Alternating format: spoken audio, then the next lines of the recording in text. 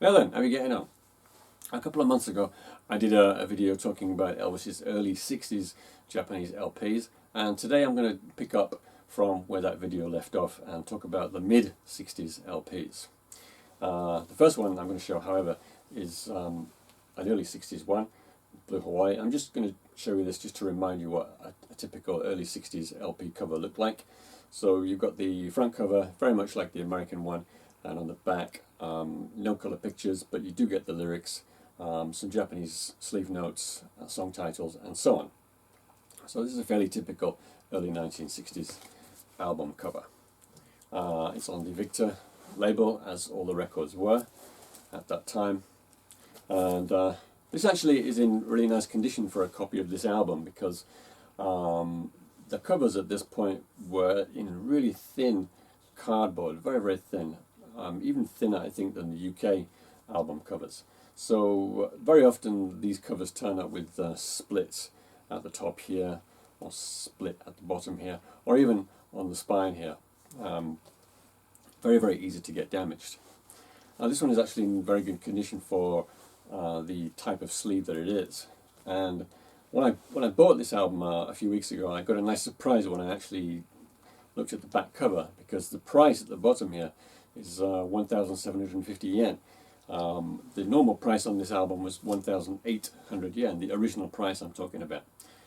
So what that means is this is actually a rare pressing from 1966, or maybe slightly later, because in 1966 the price of the records went down by 50 yen.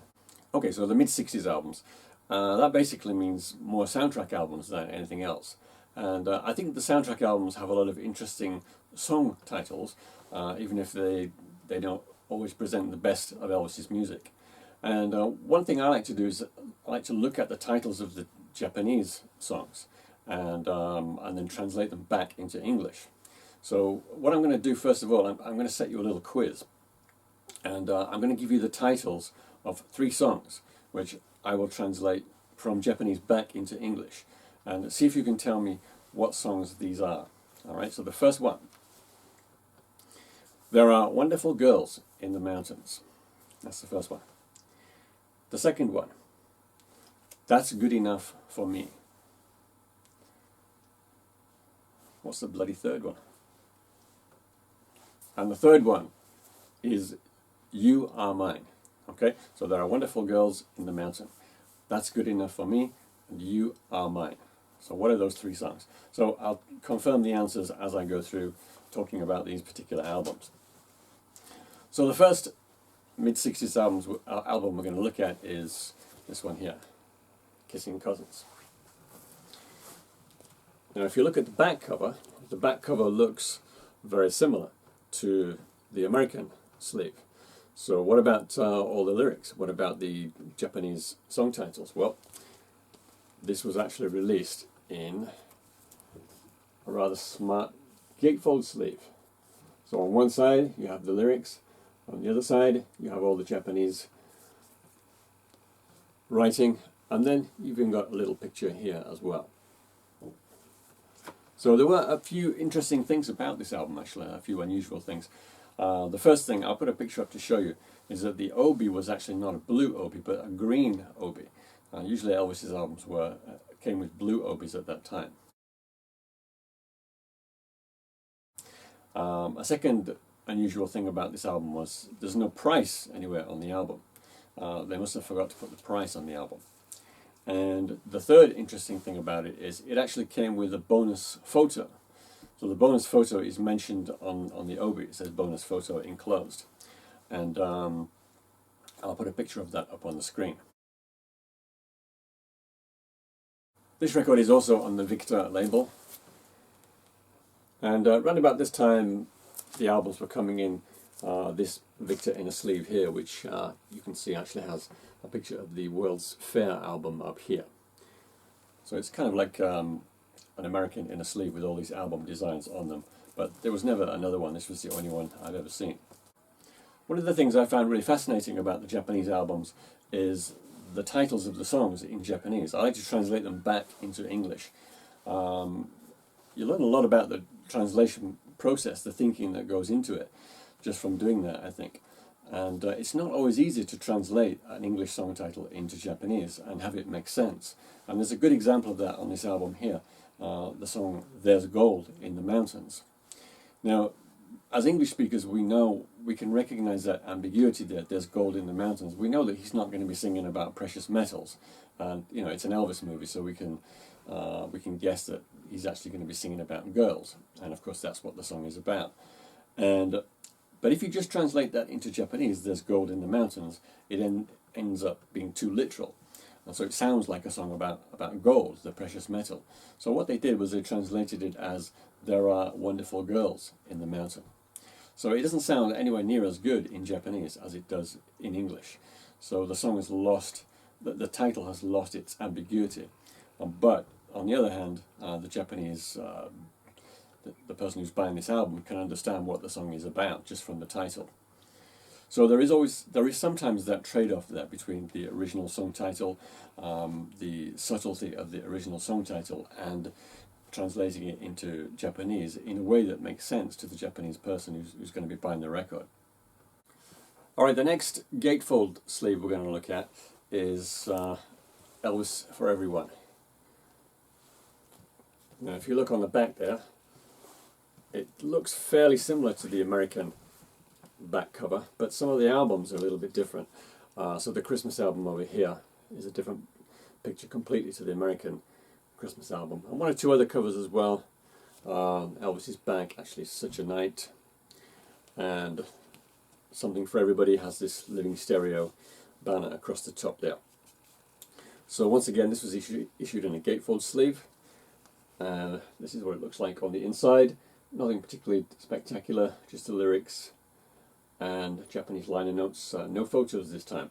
One thing you can see from looking at this album cover is that the paper, the card on the inside, it's gone a little bit brown. And that was a problem with these gatefold covers. So the front cover and the back cover, these are all laminated as Japanese LP covers were at the time. But on the inside, it's just uncovered card. So over time, the inside covers tend to get stained or discolored. It's a bit of a problem. It's quite difficult to find these gatefold covers with really clean inside sleeves. So here's the record on Victor as always. Now the title of this album, when the album first came out, the Japanese title of this album was Your Cheating Heart. So they just took the first song on the album and used that as the album title. Now when it was re-released in 1973, they changed the title to Memphis, Tennessee. And there's just one title I'll tell you about here.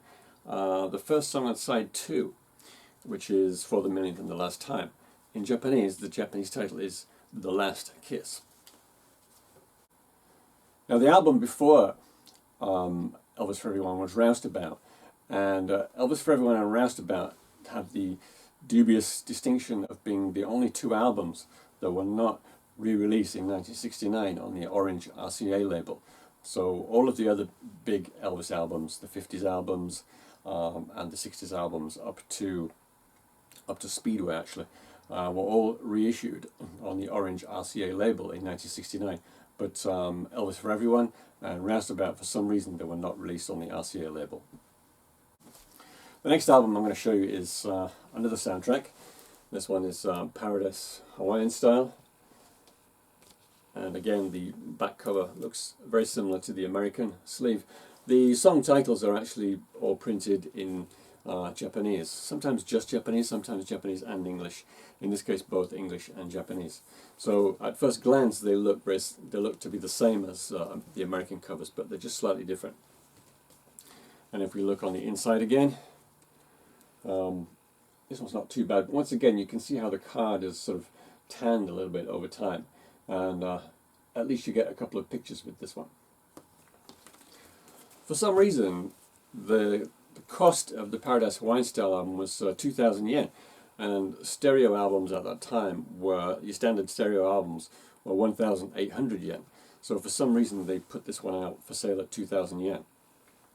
And at the end of 1966 or the beginning of 1967, LPs went down by 50 yen, as I talked about earlier with the Blue Hawaiian one. So you can actually find this album with two price points. One is 2,000 yen, the other one is 1950 yen. So if you look on the back cover, if you have a copy of this album, and it says 2,000 yen here, then you know you've got the first one. If it says 1,950 yen at the bottom here, then it's the second pressing, when the prices went down. Once again, there's the Victor label. So another song title for you here, yeah. The song A Dog's Life in English translates, the Japanese title back into English means That's Good Enough for Me. And I think this is very similar to the previous song, There's Gold in the Mountains. It's difficult to translate A Dog's Life into Japanese because it would just mean the life of a dog. And of course that's not what a dog's life means. So what they've done is they've taken one of the lines in the song, That's Good Enough for Me, and they translated that into Japanese to use that as a song title. Pretty clever, eh? The next one I'm going to show you is actually an RCA pressing. I don't have the Victor pressing. That is the California Holiday album. This is actually really difficult to find on RCA. There you go, there's the orange label. This one is actually Victor Musical Industries, so it dates from sometime between 1972 and 1975. It's not one of the first RCA ones. So there's the back cover with the same cover as the American one, American back cover. Song titles are in Japanese. There's a couple of these that I'll talk about in a moment. Now, when this album came out, the original Victor pressing, it had two photographs. Now, the first one was the bonus photo which you got with the American one, and another one was a picture of a guy in a racing car. Now, the Japanese Elvis discography, the book which I've shown a few times before, according to that book, the two photographs are of Elvis. It says this album contained two bonus photos of Elvis. And the obi on the original pressing of this album said, color photo of Elvis, signed color photo of Elvis, and a color racing car photo. So I'll show you those pictures, because what they did with the 1970s version is they put the pictures on the inside. So there's the inside of the gatefold. And at the back, you've got the lyrics, but in between, you've got these two pictures. So on the left there, you can see there's this bonus picture of Elvis which came with the American album, and here is the racing car picture. Now, I did a bit of research to find out who this is. It's not Elvis. I guess the people who wrote the Japanese book, Japanese discography, maybe they thought this was from the movie Spin Out, but in actual fact it's a real Formula One driver, and the driver's name was Jack Brabham, and he was the Formula One champion in 1966. Now, the number on his car is 10.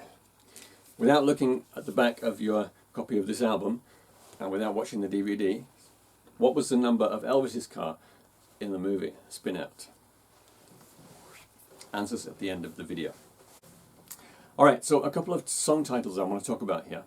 The first one is All That I Am. Now, for some reason, I think the person who translated this into English got completely the wrong idea about this song, because the song title in Japanese translates back into English as You Are Mine. But the whole point of the song is the exact opposite. It's like I am yours. All that I am because of you. So whoever translated the song title got the wrong end of the stick. The other song title I want to talk about is the first one, Stop, Look and Listen. So again, this is a difficult one to translate into Japanese, because if you just translate it word for word, it sounds like a road safety lesson, which obviously the song is not about that. So the guy in the movie, the character that Elvis is playing, his philosophy of life is, you know, don't get involved with women. Just he wants to keep his footloose and fancy-free life. He doesn't want to get married. So what they did when they translated this song into Japanese, I suppose you could translate it back as something like California Bad Boy. So in Japanese it's California Yaro. So California is of course California, and Yaro is it's like an insult. So Usually in English it means something like bastard or asshole or even mother. But those words are just too strong, I think, for this song. So if I were translating it, I'd probably translate it as I said before, California bad boy. Yeah. California asshole, California bastard, or even California motherfucker. I think it's just too strong for this particular song. He's not that bad, really, is he? That's got to be the most controversial Japanese Elvis song title, I think, that there ever was. Okay, I'm going to go back to Victor now. This one's a bit of a fan favourite. This is How Great Thou Art. And this is on a really nice, high-quality cover. The cardboard is really thick, and it's actually a textured cover. The problem with this cover is it tends to get stained easily. This one's not too bad, actually. The back cover is here. It looks very much like the American version, except all the song titles are in Japanese. This one is also a gatefold. There you go, there are no pictures in there, just the usual liner notes and lyrics in English. Now, what's interesting about this Japanese version of How Great Thou Art, I'll show you the record on Victor, of course, is the song title, the running order of the album is different to other countries. So I'll tell you what the order of the songs is. So it starts off with By and By, How Great Thou Art, So High, In the Garden, If the Lord Wasn't Walking by My Side, Somebody Bigger Than You and I, on side 1. And on side 2, Run On, Farther Along, Stand By Me, Without Him, Where Could I Go But to the Lord, Where No One Stands Alone, and Crying in the Chapel. So they seem to have put more of the sort of upbeat, gospel-y songs on side 1. Alright, finally I'm going to come to the album which I told you about last week, the rare one which I found recently. So in the Japanese Elvis discography book, this particular album is not shown. There's a little space on the page for this album, but it's not actually shown. And here we go. I never thought I'd be so happy to buy a copy of Harem Holiday. Now, what's so special about this, you might say? Well, this is actually on the RCA label. This is the rare RCA version, the first orange label pressing of this album. Now, if you collect American albums or American records or British Elvis records, you'll know that the records that came out in 1969, the first ones that came out on the orange label, are really quite difficult to find. I'm talking about reissues of older albums and singles, not the ones from that particular point. And in Japan it's exactly the same. The orange label repressings on RCA are really hard to find, like the copy I showed you there of California Holiday. Very, very hard to find. And what happened with this album is I actually bought it online from a store that I use quite often, but they don't have any pictures on there. They just tell you the catalogue number and the condition. And what I really wanted, I wanted one that had a fairly nice inside cover. Now, this one's not too bad. As I said before, it's really difficult to find nice, clean copies of these gatefold covers. And this is the back cover. In this case, the song titles are all in Japanese. So anyway, the cover seemed quite nice, and I bought this one online, not seeing the photographs. And when I got the record out of the box, the first thing I did was I looked inside, because I wanted to check that the inside sleeve was nice and clean. And I thought, yeah, that's pretty good. And then I pulled the record out, and I kind of did a double take when I saw that it was orange. I kind of felt like I'd entered a parallel universe for a second, because I just, in my mind, I thought I was buying the Victor pressing. And then I went back to the front cover and noticed for the first time that it's the RCA one. So, really pleased to get this one. Very, very rare indeed. The first one I've ever seen, and in fact I've never even seen a picture of it before, and here it is. I never thought I'd be so happy to get this album. Okay, so what we've seen is all the albums from Kissing Cousins up until How Great Thou Art were released in gatefold sleeves, with the exception of Girl Happier, which I've shown in previous videos. Now, I haven't been able to show you the Roustabout album. That one also came in a gatefold sleeve. If I get that one in the near future, I'll show that at some point. So I'm going to finish the 60s albums in an upcoming video. I continue the story from Double Trouble in 1967 up until the first reissues in 1969 and 1970. So with Double Trouble they changed the design of the covers again, but I'll talk about that in that video when I do it. Okay, thanks very much for watching, and take care.